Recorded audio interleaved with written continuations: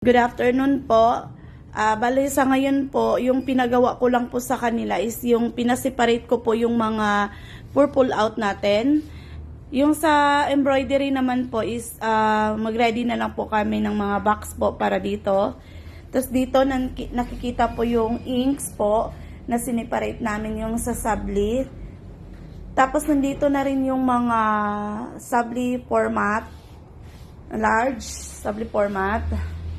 Dito yung mga inks. Kasi ready ko yung ibang para pull out. Para isahan na lang po. Niready ko lang po siya. Para isahan yung packing. So far po, nakukuha naman po yung nakuha na dito yung mga inks. Tapos, sa ngayon po, ang ginawa ko, yung mga ibang stocks ng mga cups po, nilagay muna dito. Tapos yung sa garments po, naasikaso na namin, kaso kulang lang din po yung mga kulay. So, kukunin ko po sa kabila para makumpleto po. Tapos, dito naman po, yung sa wall natin, na baklas nung nakaraan, ano po ako dito na maibalik siya ngayong araw na to. Tapos, dito din sa kabila. Tapos, yung clock po natin, nandito yung ibang display.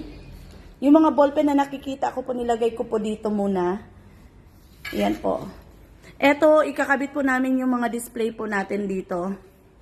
Tapos dito naman sa DTF, kinuha na po namin lahat yung mga damit po dito.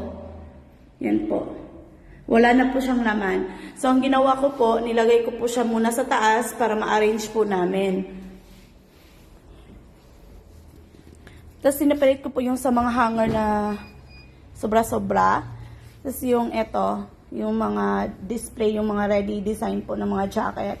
Tapos nandito rin yung shields natin. Tapos yung pang display ng mga products po natin, nandito po nilagay ko sa gilid muna para hindi mabasag. Tapos nakuha na rin namin yung mga vinyl po natin. Yan po.